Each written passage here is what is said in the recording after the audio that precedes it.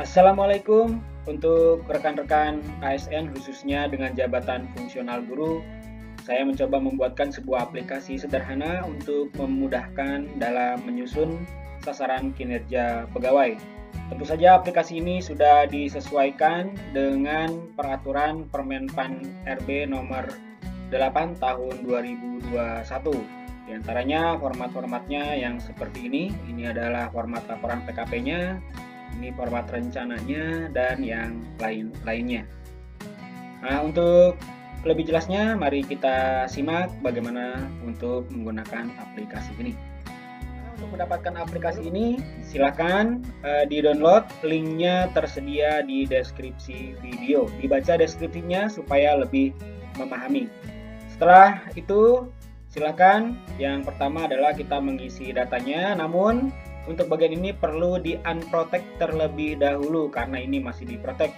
Gunakan password yang akan dibagikan di video ini, jadi jangan di-skip, tonton hingga tuntas. Jika sudah dapat passwordnya, silakan klik tab review.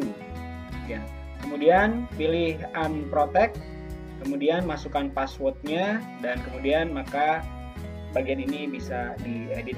Silakan dilengkapi datanya. Kemudian selanjutnya bagian-bagian aplikasi ini diantaranya adalah ada rencana SKP seperti ini formatnya, kemudian ada keterkaitan SKP-nya, kemudian tahapan berikutnya ada review nanti yang dilakukan oleh atasan kita, kemudian selanjutnya ada verifikasi, ya ini formatnya, kemudian ada penetapan SKP. Nah, setelah melewati tahapan-tahapan itu barulah kita menuju ke format capaian SKP. Nah, di bagian ini sudah kami lengkapi dengan rumus-rumus sehingga sudah memudahkan. Jadi cukup diisi di bagian yang kolom berwarna kuning ini ya untuk target dan realisasinya. Nah, targetnya contohnya di sini untuk kuantitas itu targetnya 1 dan realisasinya 1, maka capaian IKI-nya adalah 100% dan kategorinya baik. Begitu juga untuk kualitasnya dalam bentuk persentase, jika targetnya 90% dan pencapaiannya 95%, artinya ini melampaui target. Ya, ini pencapaian IKI-nya berarti 106%. Kalau realisasinya juga 90% berarti 100%. Maka ini kategori IKI-nya juga akan otomatis ikut berubah. Ya, jadi ini sudah saling terkait, sudah menggunakan rumus. Dan rumus-rumus ini tentu saja disesuaikan dengan peraturan pada Permenpan nomor 8 tahun 2021. Lebih lengkap lihat di halaman 91 sampai halaman 125. Mengenai kategori-kategorinya dan ketentuan-ketentuannya ini silahkan nanti dipelajari kembali. Nah, kemudian bagaimana jika pada bagian ini ingin ada yang ditambahkan? Kami sudah sediakan sebetulnya di sini tinggal di unhide saja di sini ya, di unhide. Di sini sudah kami berikan cadangan untuk kolom-kolom dan baris jika diperlukan. Ya, silakan ditambahkan saja. Kemudian untuk rumusnya silakan di copy seperti ini, di copy ya, di copy kemudian dipastekan di bagian bawah sini. Dan jika dibutuhkan lagi silakan di copy kembali. Jika tidak dibutuhkan, silakan di hide saja.